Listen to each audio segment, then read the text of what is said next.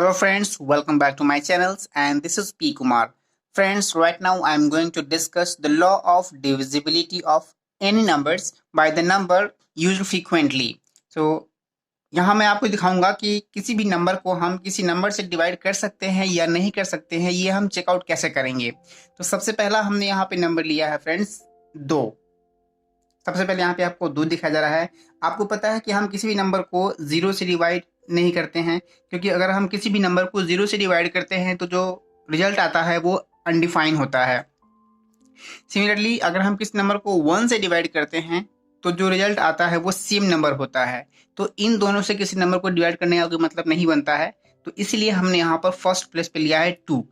अब अगर हम किसी नंबर को 2 से डिवाइड करते हैं तो चूंकि ये नंबर काफ़ी छोटा है तो इसको हालांकि ज़्यादा डिस्कशन की ज़रूरत नहीं है, फिर भी हमने यहाँ पे इसको डाल दिया है। अब इसका जो पहचान है कि हम किसी नंबर को, कोई नंबर काफ़ी बड़ा है तो उसे हम डिवाइड करेंगे तो 2 से डिविजिबल होगा या नहीं होगा, इसके लिए जो पहचान है यहाँ देखिए, अगर नंबर के वंस प्लेस पे यानी इकाई स्थान पे 0 आता है, 2 आता है, 4 आता है, 6 आता है या फिर 8 आता है, इनमें से कोई भी नंबर रहेगा तो वो नंबर 2 से डिविजिबल होगा, नो डाउट।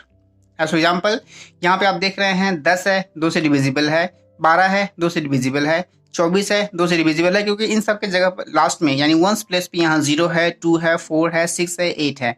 इससे बड़ा अगर हम कोई और भी नंबर ले लेते हैं, सपोज दैट 1 0 5 9 6 2 4 7 4, तो ये नंबर 2 से डिविजिबल है या नहीं है, क्योंकि इसके वंस प्लेस पे 4 है और 4 जो होता है वो 2 से डिविजिबल होता है। क्लियर है। आइए नेक्स्ट देखते हैं 3 से। 3 से कौन सा नंबर डिविजिबल होगा? तो ऐसा नंबर जैसे कोई नंबर दिया गया हुआ है उसमें हम उनके सारे डिजिट्स को ऐड कर लेते हैं। ऐड अप करने के बाद उसको हम ये चेक करते हैं कि 3 से डिविजिबल है या नहीं है। अगर वो है मतलब कि एंटायर नंबर 3 से डिविजिबल होगा। एज फॉर एग्जाम्पल यहाँ पे हमने लिया है 1962, ये एक नंबर है जो हमें पता करना है कि 3 से डिविजिबल है या नहीं है। तो ये चेकआउट करने के लिए हमने क्या करा, इनको सम कर दिया, 1 + 9 + 6 + 2। इन सबको एडअप करने के बाद जो रिजल्ट हमको आया ये है 18। अब 18 चूंकि 3 से डिविजिबल है, यहाँ लिखा हुआ है 18 इज डिविजिबल बाय 3। चूंकि 18 यानी 18 3 से डिविजिबल है, इसीलिए ये पूरा नंबर 3 से डिविजिबल होगा। क्लियर है। नेक्स्ट 4। ऐसा कौन सा नंबर है जो 4 से डिविजिबल होगा, या यूं कहे कि कोई नंबर दिया हुआ है तो वो 4 से डिविजिबल होगा या नहीं होगा, ये हम कैसे चेकआउट करते हैं। तो इसका तरीका है, मेथड यहाँ पे लिखा हुआ है, if the number made by the digit of ones and tens place is divisible by 4 then the entire number is divisible by 4। इसका मतलब ये हुआ कि किसी नंबर में अगर उसके वंस प्लेस और टेंस प्लेस इन दोनों डिजिट को मिलाने के बाद जो नंबर बनता है, ये नंबर अगर 4 से डिविजिबल है, दैट मीन्स कि एंटायर नंबर 4 से डिविजिबल होगा।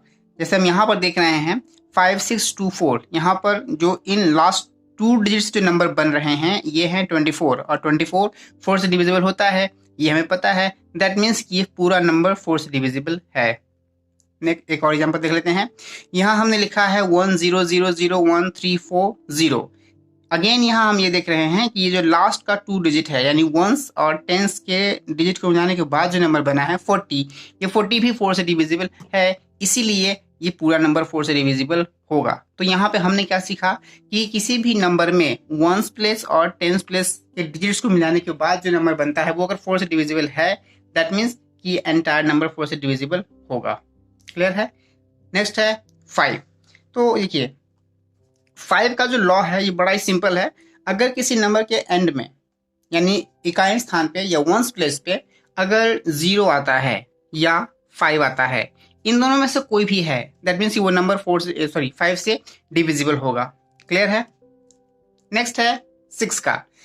6 का भी जो लॉ है बड़ा आसान है, ये चेकआउट करना कि कोई भी नंबर 6 से डिविजिबल है या नहीं है, बड़ा ही आसान है। सिंपल सा फंडा क्या है इसका, ऐसा कोई भी नंबर जो 2 से डिविजिबल है साथ में 3 से भी डिविजिबल है, यानी कि ऐसा नंबर जो 2 से भी डिविजिबल है और 3 से भी डिविजिबल है, ये हम चेक कैसे करेंगे। तो हम ये देखेंगे कि पहला तो 2 से डिविजिबल होने के लिए उसके वंस प्लेस पे 0, 2, 4, 6 और 8 इनमें से कोई भी नंबर होना चाहिए, पहला कंडीशन। दूसरा कंडीशन है, मतलब आप एक तरह से ऐसा कह सकते हैं कि जो नंबर है वो इवन होना चाहिए। दूसरा कंडीशन ये है कि उन सारे डिजिट्स का सम जो उस नंबर में है, उनका जो सम है वो 3 से डिविजिबल होना चाहिए। अगर ये दोनों कंडीशन फॉलो होता है, दैट मीन्स कि जो नंबर है वो 2 से भी डिविजिबल है एज वेल एज 3 से भी डिविजिबल है। और अगर नंबर दोनों से डिविजिबल है, दैट मीन्स कि वो नंबर 6 से भी डिविजिबल होगा।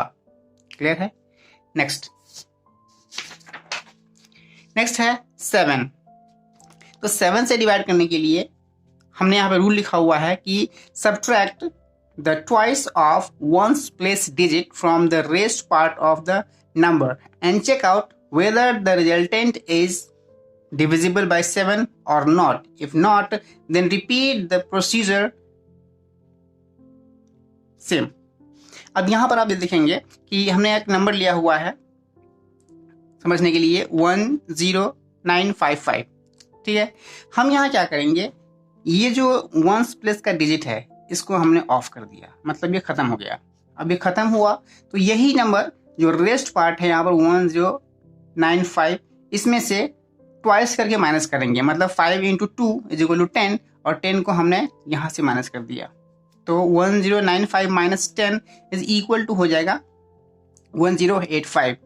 अब यहाँ पर इसको देख करके हम ये डिसाइड कर सकते हैं कि नंबर 7 से डिविजिबल है या नहीं है। क्लियर है? लेकिन बाय द वे आप यहाँ पर चेक करेंगे तो यहाँ देख रहे हैं कि 7 1 जा 7, 3 पे आ गया 8, 7 5 जा 35, अगेन 3 पे आ गया 5, 7 5 जा 35, मतलब 7 से डिविजिबल है।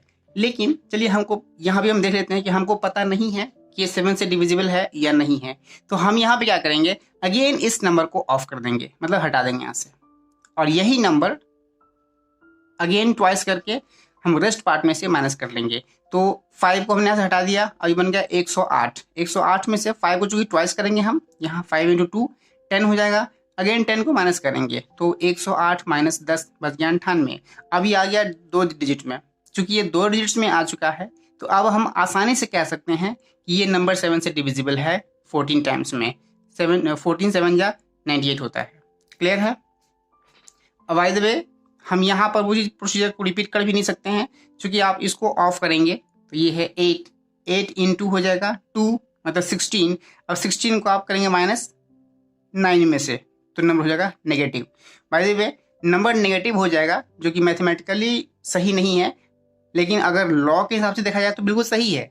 9 - 16 7 होता है और वो नंबर 7 से डिविजिबल है, ठीक है। तो वो हमें फॉलो हो रहा है, बट हम वो करेंगे नहीं, क्योंकि यहाँ पे हमको आंसर मिल जाता है। नेक्स्ट है हमारा आंसर, हम अब देख रहे हैं 8 के लिए। क्लियर है?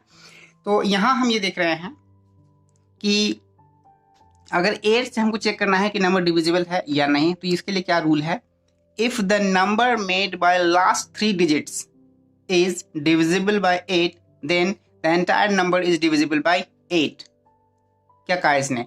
इसने ये कहा है कि किसी नंबर में, चाहे वो नंबर कितना ही बड़ा क्यों ना हो, लास्ट 3 डिजिट्स मतलब 1s प्लेस, 10s प्लेस और 100 प्लेस, इन 3 प्लेस के डिजिट से बने हुए नंबर अगर 8 से डिविजिबल होते हैं, दैट मीन्स कि एंटायर नंबर 8 से डिविजिबल होगा।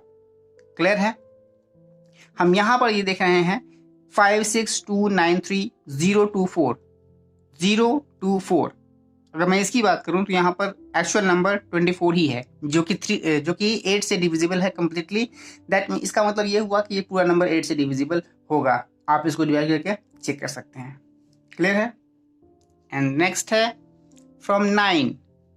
वेरी सिंपल, 9 से वही नंबर डिविजिबल होंगे जो कि नंबर है उसके सम को अगर हम 9 से डिवाइड कर सकते हैं।